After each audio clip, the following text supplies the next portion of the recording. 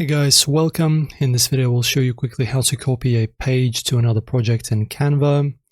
So as you can see, I just created this dummy test page to be able to show you. So in order to do this, you just right click and then press copy.